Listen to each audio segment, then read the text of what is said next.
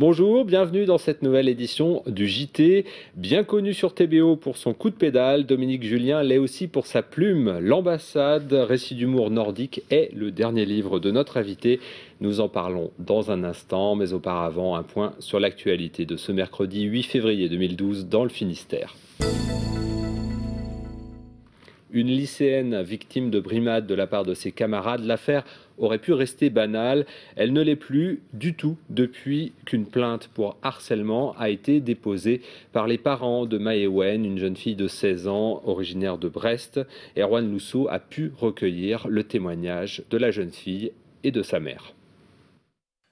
En décembre dernier, Maëwen, 16 ans, n'a pu se résoudre à retourner en classe au lycée du Puy-de-Dôme à Brest. Cela faisait 1 an et demi qu'elle était victime de harcèlement. J'ai eu des critiques sur comment je m'habillais, comment je parlais. J'ai eu des menaces verbales et par SMS et par Facebook. Et j'ai eu des violences physiques. J'ai eu des portes dans la figure et des seaux d'eau sur le pantalon. En cause, 8 lycéennes de sa classe, aujourd'hui confrontées à la justice pour avoir poussé un peu trop loin l'intolérance. Il y en a une à la brigade des mineurs qui a lâché le morceau en disant que j'étais pas comme eux. Parce que j'ai une cardiopathie congénitale en fait. Pendant un moment, Maëwen était un petit peu agressive. On voyait que ça n'allait pas bien. Je me suis dit, bon, comme elle a d'autres maladies que sa maladie cardiaque, je me suis dit que c'était ça qui la fatiguait, qui la rendait agressive. Et puis elle découvre par hasard, en juin dernier, sur Facebook, une conversation entre sa fille, à l'époque déléguée de classe, et les jeunes filles incriminées à propos d'un malentendu concernant leur emploi du temps.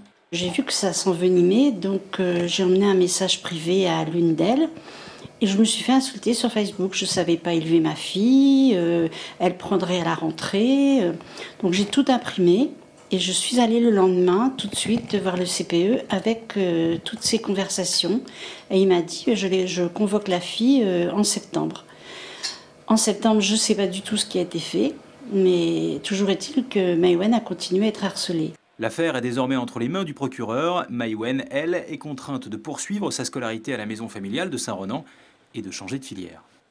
À l'éducation encore, ce mercredi a été discutée la carte scolaire de l'enseignement privé. Le Finistère est le plus touché des départements bretons sur 47 suppressions en Bretagne. 45 concernent le Finistère. Ce mercredi matin, une petite centaine de manifestants se sont réunis devant l'inspection académique à Quimper. Discrets d'ordinaire, les ingénieurs d'État sont en colère. Employés à Météo France, à l'aménagement du territoire ou encore à la direction interrégionale de la mer, ces ingénieurs fonctionnaires refusent la réforme de leur corps de métier. Ils dénoncent la mise en place d'une ingénierie low cost, comme Yannick Fagon l'a expliqué à Céline Lestrade.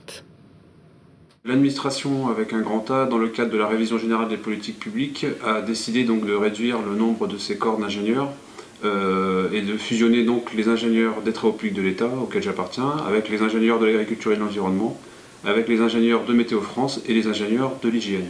Nous contestons la méthode de l'administration qui simplement coche une croix dans son tableau de bord, mais oublie complètement l'avenir et ne donne aucune ambition au projet de fusion.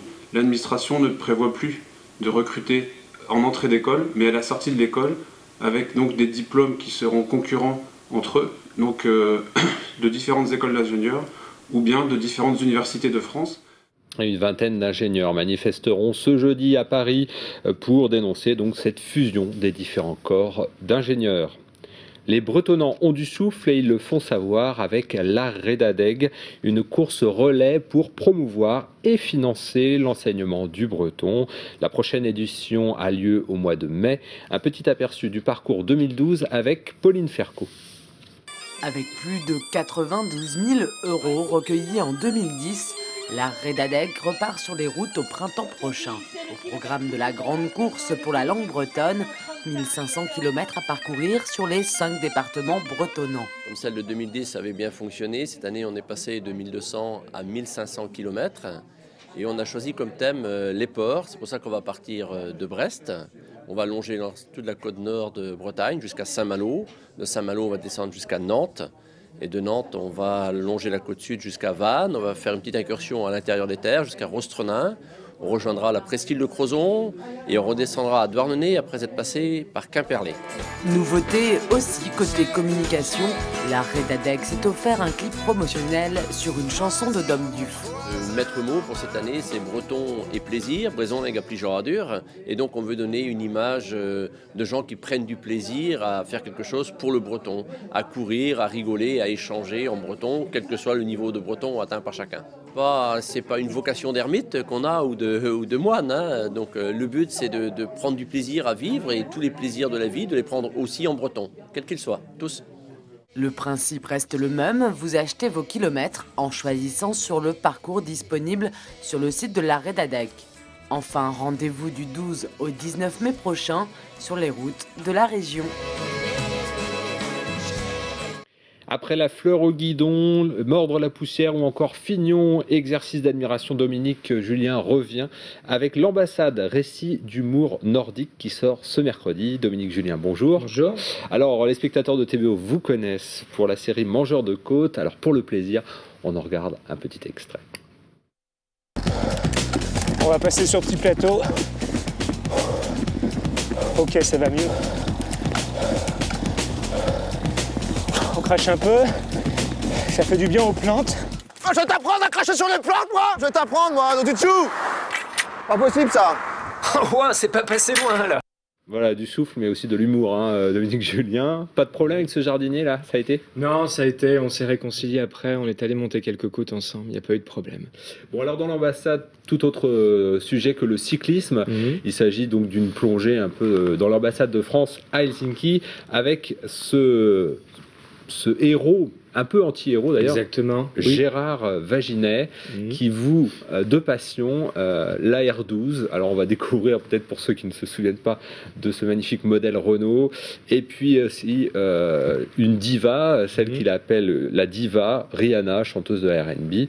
Alors pourquoi avoir imaginé un personnage comme ça avec des goûts aussi éclectiques? Bon, déjà, par rapport à la R12, j'ai toujours eu la passion pour les véhicules anciens. C'est une manière d'exprimer ma nostalgie, je dirais, pour les années 70 notamment. Référence aussi à Eddy Merckx, parce que les grandes années du vélo, ce sont les années de Merckx, et donc la fin des années 60 et la première moitié des années 70. Donc il y avait déjà cette idée-là au départ.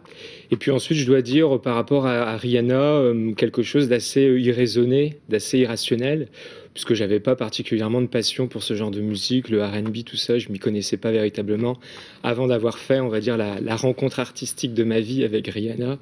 Et donc je me suis dit qu'il pouvait être intéressant de combiner ces deux dimensions.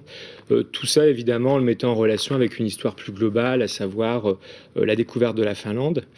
Et puis aussi la découverte donc, du monde de la diplomatie, le monde de l'ambassade, les arcanes de l'ambassade, et puis... Et les arcanes de l'ambassade en prennent un coup avec ce récit, hein, parce que c'est vraiment une...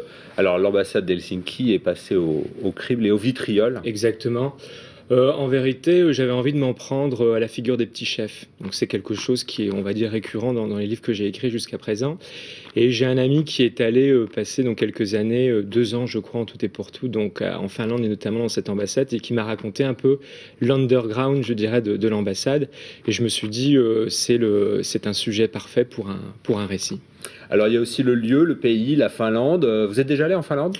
Moi, je suis jamais allé, mais j'ai quelques amis qui m'en ont parlé, et ils avaient les larmes aux yeux en m'en parlant. Je me suis dit que c'était forcément un très beau pays. Et vous dénoncez un peu l'écologie à la nordique, hein, parfois un peu jusqu'au boutiste et finalement pas très appropriée. Oui, c'est un tout petit peu plus compliqué que ça, à savoir que ce que je dénonce, c'est peut-être un discours écologique ambiant, et puis c'est surtout, je dirais, une façon de parler de la nature qui me plaît pas, avec l'invention de nouveaux mots, éco-vigilance, éco-citoyenneté, tous ces mots-là, on sait pas trop à quoi ça correspond. Donc moi, j'aime pas trop qu'on fasse du mal à la langue française. Donc j'essaie de m'en prendre à ça aussi. Très rapidement, récit d'humour nordique, est-ce que l'humour nordique est différent de l'humour français, peut-être plus latin ? Disons que c'est un humour, je dirais, comment est-ce qu'on va dire ça, peut-être un peu plus raisonné. Il y a de ça. Et puis c'est un humour aussi qui est, je dirais, à la température du pays. Donc il y avait ça aussi d'important. Et de l'humour, il y en a beaucoup dans cet opus. Donc l'ambassade, récit d'humour nordique, signé Dominique Julien. Merci d'être venu sur le plateau, présenter ce livre qui sort donc ce mercredi 8 février aux éditions Léo Cher. Merci beaucoup de nous avoir suivis. On se retrouve demain à 18h15 pour un nouveau point sur l'actualité. Bonne soirée à vous.